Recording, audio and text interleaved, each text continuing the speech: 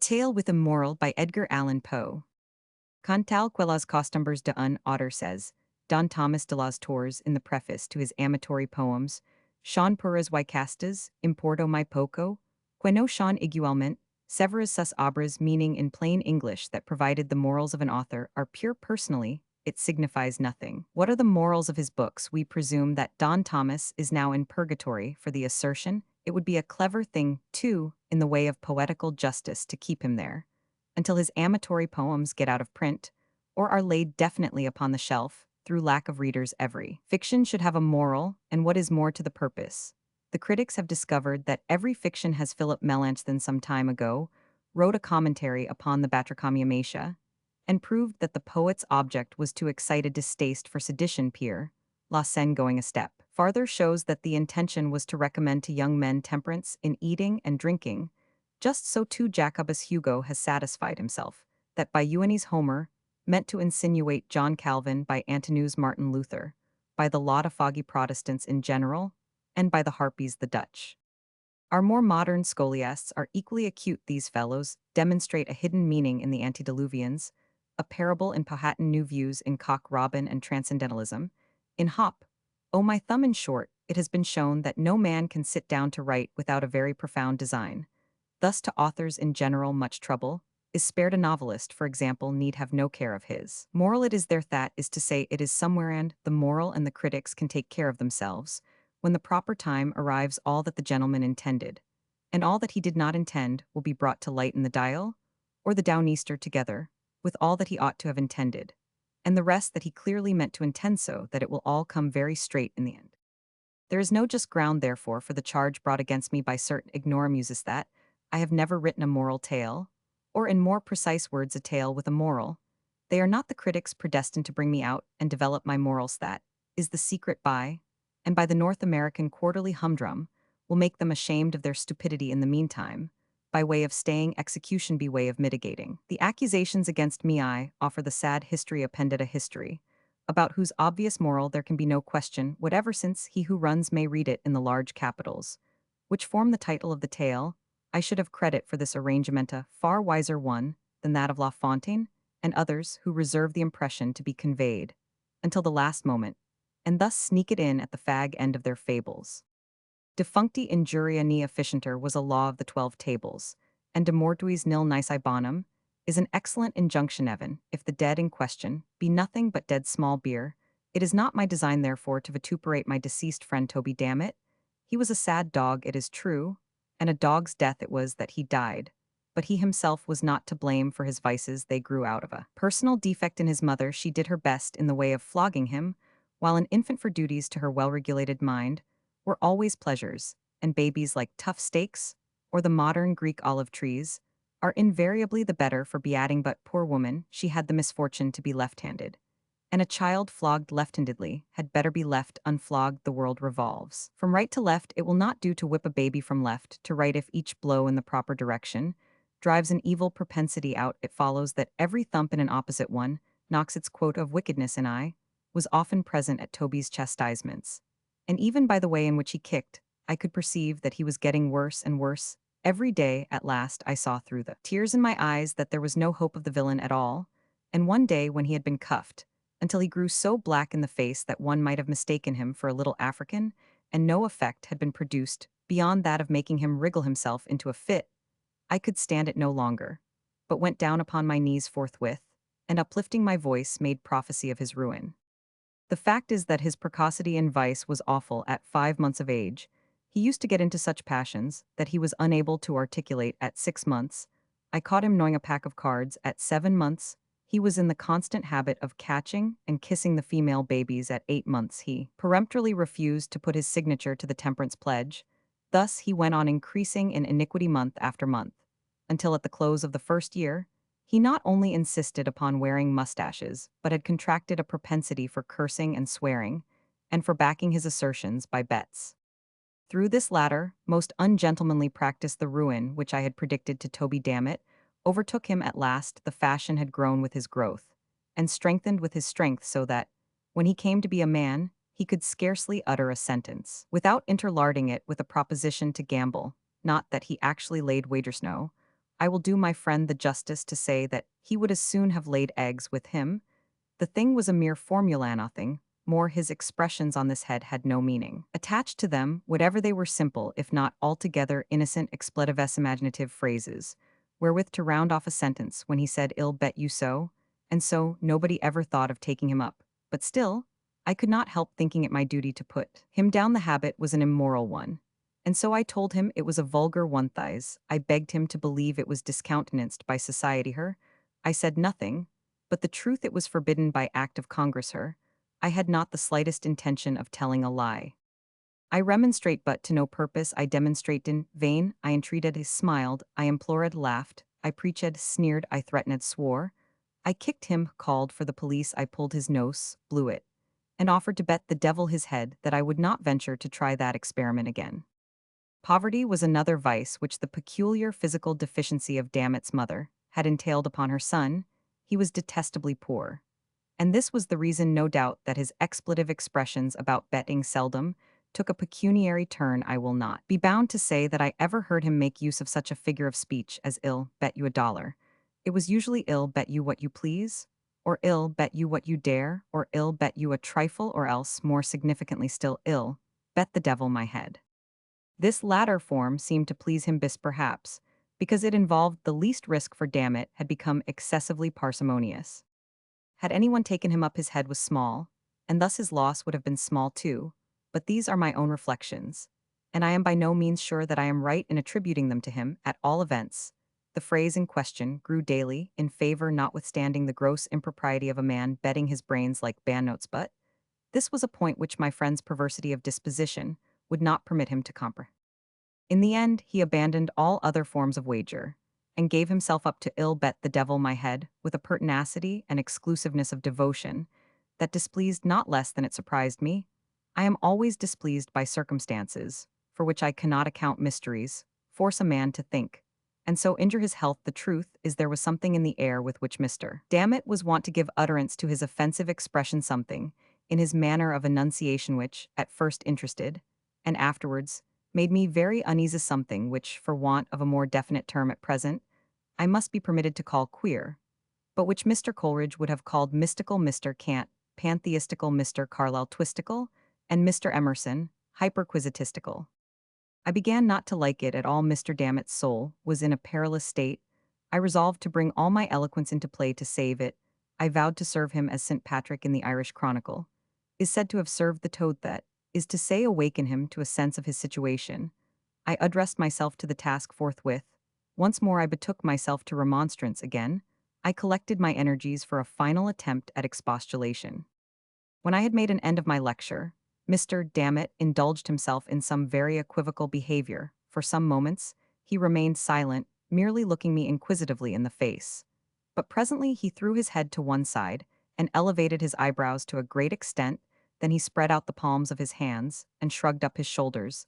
Then he winked with the right eye. Then he repeated the operation with the left. Then he shut them both up very tight. Then he opened them both so very wide that I became seriously alarmed for the consequences. Then, applying his thumb to his nose, he thought proper to make an indescribable movement with the rest of his fingers. Finally, setting his arms akimbo, he condescended to reply. I can call to mind only the heads of his discourse. He would be obliged to me if I would hold my tongue. He wished none of my advice. He despised all my insinuations. He was old enough to take care of himself. Did I still think him baby? Damn it, did I mean to say anything against his character? Did I intend to insult him? Was I a fool? Was my maternal parent aware, in a word, of my absence from the domiciliary residence? He would put this latter question to me as to a man of veracity, and he would bind himself to abide by my reply. Once more, he would demand explicitly if my mother knew that I was out. My confusion, he said, betrayed me, and he would be willing to bet the devil his head that she did not. Mr. Dammit did not pause for my rejoinder. Turning upon his heel, he left my presence with undignified precipitation. It was well for him that he did so. My feelings had been wounded, even my anger had been aroused. For once I would have taken him up upon his insulting wager. I would have won for the archenemy, Mr. Dammit's little headfer. The fact is, my mamma was very well aware of my merely temporary absence from home. But coda shefa medade, heaven gives reliefas, the Mussulmans say, when you tread upon their toes. It was in pursuance of my duty that I had been insulted, and I bore the insult like a man. It now seemed to me, however, that I had done all that could be required of me in the case of this miserable individual, and I resolved to trouble him no longer with my counsel, but to leave him to his conscience and himself. But although I forbore to intrude with my advice, I could not bring myself to give up his society altogether. I even went so far as to humor some of his less reprehensible propensities, and there were times when I found myself lauding his wicked jokes as epicures do mustard with tears in my ISO. Profoundly did it grieve me to hear his evil talk. One fine day, having strolled out together arm in arm, our route led us in the direction of a river. There was a bridge, and we resolved to cross it. It was roofed over by way of protection from the weather, and the archway, having but few windows, was thus very uncomfortably dark. As we entered the passage, the contrast between the external glare and the interior gloom struck heavily upon my spirits, not so upon those of the unhappy Dammit, who offered to bet the devil his head that I was hipped. He seemed to be in an unusual good humor. He was excessively liveless so much, so that I entertained I know not what of uneasy suspicion. It is not impossible that he was affected with the transcendentals. I am not well enough versed, however, in the diagnosis of this disease to speak with decision upon the point, and unhappily, there were none of my friends of the dial present. I suggest the idea, nevertheless, because of a certain species of austere Merry Andrewism, which seemed to beset my poor friend, and caused him to make quite a tomfool of himself. Nothing would serve him but wriggling and skipping about under and over everything that came in his way, now shouting out, and now lisping out all manner of odd little and big words, yet preserving the gravest face in the world. All the time I really could not make up my mind whether to kick or to pity him. At length, having passed nearly across the bridge, we approached the termination of the footway, when our progress was impeded by a turnstile of some height. Through this, I made my way quietly, pushing it around as usual. But this turn would not serve the turn of Mr. Dammit. He insisted upon leaping the stile, and said he could cut a pigeon wing over it in the air. Now, this, conscientiously speaking, I did not think he could do. The best pigeon winger over all kinds of style was my friend Mr. Carlyle, and as I knew he could not do it, I would not believe that it could be done by Toby Dammit. I therefore told him in so many words that he was a braggadocio, and could not do what he said. For this I had reason to be sorry afterward, for he straightway offered to bet the devil his head that he could. I was about to reply, notwithstanding my previous resolutions, with some remonstrance against his impiety, when I heard close at my elbow a slight cough, which sounded very much like the ejaculation "ahum." I started, and looked about me in surprise. My glance at length fell into a nook of the framework of the bridge, and upon the figure of a little lame old gentleman of venerable aspect. Nothing could be more reverend than his whole appearance, for he not only had on a full suit of black, but his shirt was perfectly clean, and the collar turned very neatly down over a white cravat, while his hair was parted in front like a girl's. His hands were clasped pensively together over his stomach, and his two eyes were carefully rolled up into the top of his head. Upon observing him more closely, I perceived that he wore a black silk apron over his small clothes, and this was a thing which I thought very odd. Before I had time to make any remark, however, upon so singular a circumstance, he interrupted me with a second "ahum." To this observation, I was not immediately prepared to reply. The fact is, remarks of this laconic nature are nearly unanswerable. I have known a quarterly review nonplussed by the word fudge. I am not ashamed to say, therefore, that I turned to Mr. Dammit for assistance. "Dammit," said I, "what are you about? Don't you hearth gentleman says "ahum." I looked sternly at my friend, while I thus addressed him, for to say the truth I felt particularly puzzled, and when a man is particularly puzzled, he must knit his brows and look savage, or else he is pretty sure to look like a fool. "Dammit," observed I, although this sounded very much like an oath, than which nothing was further from my thoughts. "Dammit," I suggested, "the gentleman says "ahum." I do not attempt to defend my remark on the score of profundity. I did not think it profound myself, but I have noticed that the effect of our speeches is not always proportionate with their importance in our own eyes, and if I had shot Mr. Roman 500 through and through with a Paixhan bomb, or knocked him in the head with the poets and poetry of America, he could hardly have been more discomfited than when I addressed him with those simple words, "Damn it, what are you about? Don't you hearth gentleman says "ahum." "You don't say so," gasped he at length, after turning more colors than a pirate runs up, one after the other, when chased by a man of war. "Are you quite sure?" He said that, "Well, at all events, I am in for it now, and may as well put a bold face upon the matter. Here goes the Nahum." At this the little old gentleman seemed pleased, God only knows why. He left his station at the nook of the bridge, limped forward with a gracious air, took Dammit by the hand, and shook it cordially, looking all the while straight up in his face, with an air of the most unadulterated benignity, which it is possible for the mind of man to imagine. "I am quite sure you will win it, Dammit," said he with the frankest of all smiles, "but we are obliged to have a trial, you know, for the sake of mere form." "Ahem," replied my friend, taking off his coat with a deep sigh, tying a pocket handkerchief around his waist, and producing an unaccountable alteration in his countenance, by twisting up his eyes and bringing down the corners of his mouth. "Ahem, and ahem," said he again, after a pause, and not another word more than ahem, did I ever know him to say. After that, aha, thought I, without expressing myself aloud, this is quite a remarkable silence on the part of Toby Dammit, and is no doubt a consequence of his verbosity upon a previous occasion. One extreme induces another. I wonder if he has forgotten the many unanswerable questions which he propounded to me so fluently on the day when I gave him my last lecture. At all events, he is cured of the transcendentals. "Ahem," here replied Toby, just as if he had been reading my thoughts, and looking like a very old sheep in a reverie.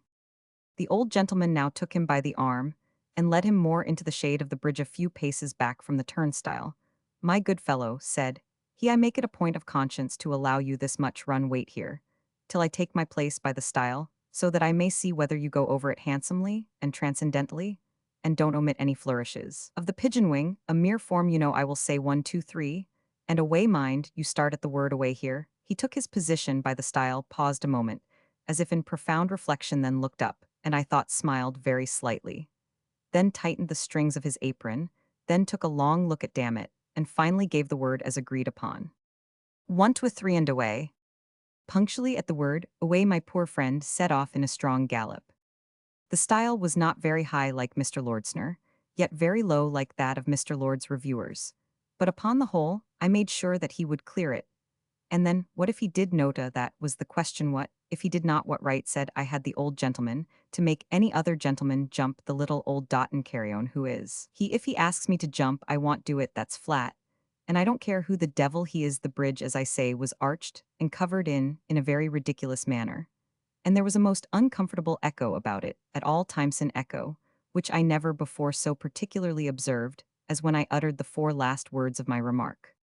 But what I said, or what I thought, or what I heard occupied only an instant. In less than 5 seconds from his starting, my poor Toby had taken the leap. I saw him run nimbly and spring grandly from the floor of the bridge, cutting the most awful flourishes with his legs as he went up. I saw him high in the air, pigeon-winging it to admiration just over the top of the stile, and of course, I thought it an unusually singular thing that he did not continue to go over, but the whole leap was the affair of a moment, and before I had a chance to make any profound reflections, down came Mr. Dammit, on the flat of his back, on the same side of the stile from which he had started at. The same instant, I saw the old gentleman limping off at the top of his speed, having caught and wrapped up in his apron something that fell heavily into it from the darkness of the arch, just over the turnstile. At all this I was much astonished, but I had no leisure to think, for Dammit lay particularly still, and I concluded that his feelings had been hurt, and that he stood in need of my assistance. I hurried up to him, and found that he had received what might be termed a serious injury. The truth is, he had been deprived of his head, which after a close search I could not find anywhere, so I determined to take him home, and send for the homeopathists. In the meantime, a thought struck me, and I threw open an adjacent window of the bridge, when the sad truth flashed upon me at once. About 5 feet just above the top of the turnstile, and crossing the arch of the footpath so as to constitute a brace, there extended a flat iron bar lying with its breadth horizontally, and forming one of a series that served to strengthen the structure throughout its extent. With the edge of this brace, it appeared evident that the neck of my unfortunate friend had come precisely in contact. He did not long survive his terrible loss. The homeopathists did not give him little enough physic, and what little they did give him, he hesitated to take, so in the end, he grew worse, and at length died a lesson to all riotous livers. I bedewed his grave with my tears, worked a bar sinister on his family escutcheon, and for the general expenses of his funeral sent, in my very moderate bill, to the transcendentalists. The scoundrels refused to pay it, so I had Mr. Dammit dug up at once, and sold him for dog's meat.